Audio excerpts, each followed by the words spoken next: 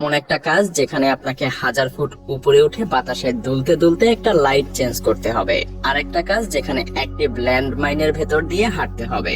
একটা পা ভুল ফেললেই সব শেষ। এবং এমন অনেক কাজও আছে যা এতটাই ভয়ঙ্কর যে শুনলেই শরীর ঠান্ডা হয়ে আসে। এগুলো শুধুই কয়েকটা উদাহরণ মাত্র, কিন্তু পৃথিবীর এই ভয়ঙ্কর কাজগুলোর কথা কল্পনা করতে গেলেও আপনার শির দ্বারা দিয়ে শীতল স্রোত বয়ে যাবে। মৃত্যুর কাছাকাছি গিয়ে জীবন যুদ্ধে নামা এই কাজগুলোতে এক মুহূর্তের জন্য ভুল করার কোনো উপায় নেই। তো চলুন ঢুকে পড়ি সেই ভয়ঙ্কর জগতে যেখানে মৃত্যুর ছায়া প্রতিটা মুহূর্তে হাত বাড়িয়ে অপেক্ষা করে। প্রতিটা পদক্ষেপে, প্রতিটা নিঃশ্বাসে যেন মৃত্যুর শীতল স্পর্শ, যেখানে একটু ভুল করলেই সব শেষ। প্রথমেই চলুন শুরু করা যাক কুরিয়ার ডেলিভারি ম্যানদের দিয়ে। কারণ আপনি বিশ্বাস করুন আর না করুন, এদের কাজই পৃথিবীর মধ্যে সবচাইতে জীবননাশকারী কাজের মধ্যে অন্যতম। আমি জানি আপনার মনে হচ্ছে কিভাবে একটা সাইকেল চালানো এতটা বিপজ্জনক হতে পারে। সত্যি বলতে, আপনি যখন এই মানুষগুলোকে রাশ আওয়ারের ভিড়ে দ্রুত গতিতে গাড়ির মাঝ দিয়ে বেরিয়ে যেতে দেখবেন, তখন সবকিছুই পরিষ্কার হতে শুরু করবে। এরা চলন্ত গাড়ির ফাঁকে ফাঁকে স্লাইড করে চলে, লাল বাতি অতিক্রম করে আর পথচারীদেরকে পাশ কাটায় একই সাথে। এটা অবিশ্বাস্য, কিন্তু পরবর্তী কাজ আরো বেশি অবিশ্বাস্য। কারণ আপনার যাত্রাপথ যাই হোক না কেন, আমি বাজি ধরছি যে আপনার অফিসে পৌঁছাতে শত শত ফুট উপরে উঠতে হয় না, যেমনটা এই ক্রেন অপারেটরদেরকে করতে হয়। ভাবুন তো, শীর্ষে পৌঁছে গিয়ে যদি দেখেন যে আপনি চাবি ভুলে ফেলে এসেছেন, তাহলে ব্যাপারটা কেমন হবে? তার উপরে এই কাজের সাথে সব সময়ই থাকে প্রচন্ড বাতাসের ঝুঁকি, যান্ত্রিক ত্রুটির ঝুঁকি আর পড়ে যাওয়ার ভয় তো আছেই। আর এটাকে ভুলেও বাগান মনে করবেন না। সত্যি বলতে এটা যেন এক মৃত্যুপুরী। কারণ এই জায়গায় কাজ করা গার্ডেনাররা প্রতিদিন মৃত্যুর খুবই কাছাকাছি অবস্থান করে। এটা প্রিজন গার্ডেন, যেখানে পৃথিবীর সবচাইতে ভয়ঙ্কর বিষাক্ত 100টারও বেশি গাছ রয়েছে। ভ্রমণ করতে এলে গেটে এই দারুণ সতর্কতা চিহ্নটা আপনাকে স্বাগত জানাবে। গার্ডেনারদের সবসময় পুরোপুরি হ্যাজম্যাট স্যুটে থাকতে হয়, কারণ এই গাছগুলোর কিছু গাছ এমনও আছে যেগুলো শুধু কাটলেই আপনার হৃদস্পন্দন বন্ধ হয়ে যেতে পারে। এখানে আছে ফটোটক্সিক উদ্ভিদ, যেটা আপনার ত্বকে স্থায়ী জ্বালাপোড়া তৈরি করবে এবং সেটা 7 বছর পর্যন্ত ফোস্কা রাখবে। এই গাছের বীজ যদি গুঁড়ো করে খাওয়ানো হয়, তবে সেটা আপনাকে মেরে ফেলবে। পাতা, মূল এবং কাণ্ড সবই মারণঘাতী। হ্যাঁ, এই ফুলগুলো একদমই নিষ্ঠুর, তবে অন্তত এগুলো আপনাকে 2 টুকরা করবে না, যেভাবে 2 তলার সমান এই জাহাজের প্রপেলার করবে। আসলে এগুলো ময়লা হয়ে গেলে তা পরিষ্কার করতে পানি স্প্রে করা যায় না। কাউকে না কাউকে এই বিশাল জাহাজগুলোর নিচে ডুব দিয়ে এই সমস্ত ধারালো প্রপেলার গুলোকে পরিষ্কার করতে হয়, যাতে জাহাজটা নির্বিঘ্নে চলতে পারে। শুধু খেয়াল রাখতে হবে যেন জাহাজের ইঞ্জিন বন্ধ থাকে। তারপরও জাহাজের নিচের অংশে আসলেই এটা অনেক কঠিন হয়ে পড়ে। তারপরও তাদের সেখানে বেশ কিছুক্ষণ ধরে থাকতে হয়। আমি খুশি যে আমি তাদের জায়গাতে নেই, তবে আমি আরো বেশি খুশি যে আমি এই বাস ড্রাইভারের জায়গায়ও নেই। কারণ তার উপরে রয়েছে পৃথিবীর সবচাইতে বিপজ্জনক বাস রুটের যাত্রীদের নিয়ে যাওয়ার মহান দায়িত্ব। কারণ এই বাসটা লিমা শহরের পাহাড়ি পিচ্ছিল সংকীর্ণ রাস্তা দিয়ে চলে গেছে, যা আন্দিজ পর্বতের অনেক উঁচুতে অবস্থিত। এই বাসের জানালার পাশে বসলে যেন স্বস্তির পরিবর্তে আপনাকে আতঙ্ক ঘিরে ধরবে। কারণ এখানকার প্রধান আকর্ষণই থাকে হঠাৎ পতন আর মৃত্যুর স্মৃতিস্তম্ভ। আর তাই বলাই যায়, এই দুনিয়ায় একটু দেরিতে পৌঁছানো ভালো, পরের দুনিয়াতে তাড়াতাড়ি পৌঁছানোর চেয়ে।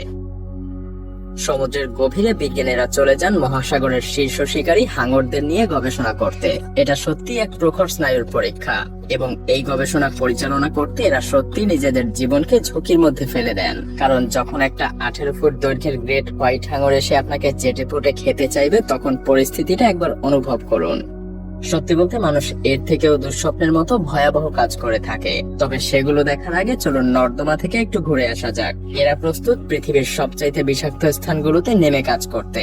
নর্দমায় ডুবুরিদেরকে ব্লকেজ পরিষ্কার করতে নামতে হয়, আর তাই বলাই বাহুল্য সেখানে মাঝে মধ্যেই এমন ধরনের কিছু উদ্ভট জিনিসও আটকে থাকতে পারে।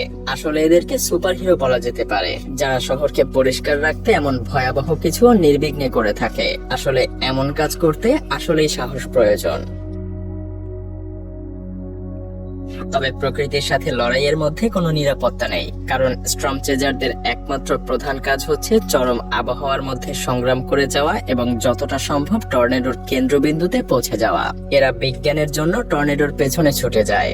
যে কোনো দিন এদেরকে প্রস্তুত থাকতে হয় শিলাবৃষ্টি, বজ্রপাত এবং আকস্মিক বন্যা এড়িয়ে ঝড়ের কেন্দ্রে ক্যামেরা সেট আপ করার জন্য। হ্যাঁ, প্রকৃতির ক্রোধের সাথে প্রতিটা মুহূর্তে স্টর্ম চেজাররা যেন জুয়া খেলে।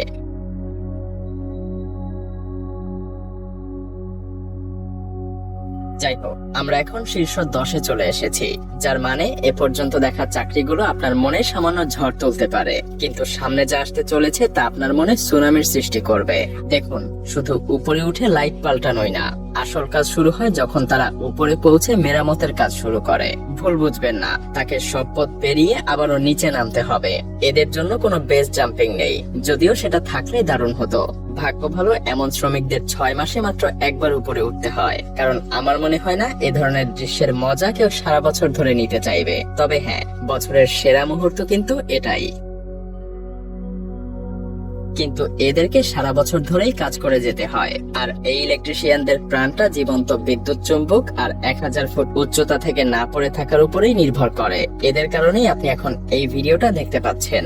আর যতটুকু সময়ের মধ্যে আপনি লাইক আর সাবস্ক্রাইব বাটন চাপবেন, ঠিক ততক্ষণেই এদের সবকিছু গড়বড় হয়ে যেতে পারে। হ্যাঁ, এরা সত্যিই হাই ভোল্টেজ বিদ্যুৎ লাইনে কাজ করে, যেমন 1 লাখ ভোল্টেরও বেশি বিদ্যুৎ বয়ে নিয়ে যায় এই লাইনগুলো। তাই একদম সামান্য ভুলও অনেক বড় করুণ পরিণতি নিয়ে আসতে পারে। আসলে এদের জন্য যেন প্যারাশুট নিয়ে আসা উচিত। হ্যাঁ, আর একটা প্যারাশুট এই বুশ পাইলটদের জন্য প্রয়োজন, কারণ কখনো কখনো যখন রানওয়ে বা ল্যান্ডিং স্ট্রিপ চোখে পড়ে না, তখন তাদেরকে লাফিয়ে পড়তে হয়। এই বুশ পাইলটদের কাজ পৃথিবীর সবচাইতে দুর্গম আর অনিশ্চিত এলাকায় বিমান পরিচালনা করা। তাদের পুরো যাত্রাতেই এমন জায়গা থেকে উঠতে হয় যেখানে কেউ যেতে চায় না। যেমন সাধারণ পাইলটদের জন্য সবচাইতে খারাপ পরিস্থিতি হচ্ছে প্লেনটা মাটির দিকে নামানো, কিন্তু বুশ পাইলটদেরকে এমনটা হরহামেশাই করতে হয়। পরিচিত হন স্টিভ কেচারের সাথে। তিনি একজন ফুল টাইম তুষারধস চিত্রগ্রাহক এবং একজন পেশাদার ম্যাডল্যাড, যিনি বছরে $1 লাখ আয় করেন তুষারধস তৈরি এবং তার ছবি তুলে। এই কাজে সবচাইতে ভয়ঙ্কর ব্যাপার হলো খুব বেশি দূরে থাকলে শট মিস হয়ে যেতে পারে, আবার খুব কাছে থাকলে তার নিজেরই মৃত্যু ঘটতে পারে।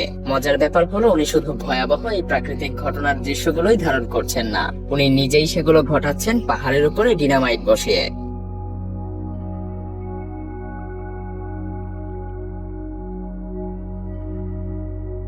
আর এই দমকল কর্মীরা সবচাইতে সাহসী, কারণ তারা শুধু আগুনই নিভায় না, তারা আকাশ থেকে সোজা আগুনের মধ্যে ঝাঁপ দেয়। তারা দূরবর্তী বনে আগুন নিভানোর দায়িত্বে থাকে, যেগুলো জঙ্গলে ছড়িয়ে যায়। তাই যখন সময় দ্রুত চলে যায়, তখন যেন সময় বাঁচানোই তাদের প্রধান মিশন। কিন্তু এবার আমাদেরকে কথা বলতে হবে এমন একটা কাজের যা এতটাই পাগলামো যে মনে হবে এটা বানানো। মূলত অ্যান্টিভেনম ওষুধের জন্য প্রয়োজনীয় মূল উপাদান হলো বিষ নিজেই। সাপের কামড়ের ক্ষতস্থান যদি চিকিৎসা ছাড়া থাকে, তবে সাপের কামড়ের চারপাশের টিস্যুগুলো মরতে শুরু করে এবং তখন আপনার প্রধান অঙ্গগুলো কাজ করা বন্ধ করে দিবে। আর এই অ্যান্টিভেনম সংগ্রহ করাই সব থেকে বিপজ্জনক। পুরো আমেরিকায় এমন মাত্র 4 জন মানুষ আছে, যাদের মধ্যে একজন হলো জিম হ্যারিসন, একজন অভিজ্ঞ এবং এমন ব্যক্তি যিনি 2 ঘন্টায় 150 সাপের বিষ সংগ্রহ করতে পারেন। আর এই দুঃসাহসিক কর্মকাণ্ডগুলোই তার হাতের এই পরিণতি করেছে। বিশ্বের নেতাদের মতো নিরাপত্তা যেন আর কারণেই। কোন প্রেসিডেন্টকে মারতে হলে প্রথমে আপনাদেরকে এদের পার করতে হবে, আর সেটা মোটেও সহজ কাজ না। উদাহরণস্বরূপ ভেনিজুয়েলার প্রেসিডেন্টের ভাষণের সময় এক আক্রমণে বডিগার্ডদের এই প্রতিক্রিয়া দেখুন। এরা মোটামুটি একটা মানব শিল্ড, আর কিম জং উনও এই ঝুঁকি নিতে রাজি নয়।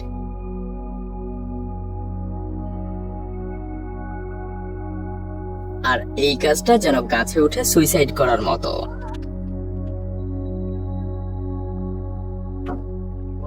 এটা আসলে একটা চরম বিপজ্জনক কাজ। ধারালো হাতিয়ার এবং গাছ থেকে পড়ে যাওয়ার ঝুঁকি প্রতি মুহূর্তে আপনাকে ঘিরে ধরবে। এই কাজ কখনোই নিরাপদে করা সম্ভব না। আর সবচাইতে পাগলাটে ব্যাপারটা হলো কখনো কখনো আপনাকে আসলে সেই ডালটাই কাটতে হবে যেটার উপরে আপনি নিজেই ঝরে আছেন। অস্বাভাবিক এই গাছের ঝুঁকি যদি আপনাকে চিন্তায় ফেলে দেয়, তাহলে বলাই যায় সমুদ্র আপনার ঘুমই কেড়ে নিবে। হ্যাঁ, যখন সমুদ্র আর মানুষের লড়াই চলে, তখন কেবল একজনই বিজয়ী হয়। যেমন পরিসংখ্যান বলে, সামুদ্রিক মৎস্যজীবীদের মৃত্যুর হার অন্য যে কোনো কাজের তুলনায় 23 গুণ বেশি। আর এই মৃত্যুর অধিকাংশই জাহাজ উল্টে যাওয়ার কারণে ঘটে। এগুলো দেখে যেন মনে হয় পৃথিবীর কোথাও নিরাপদ না, এমনকি আপনার নিজের বিছানাও না।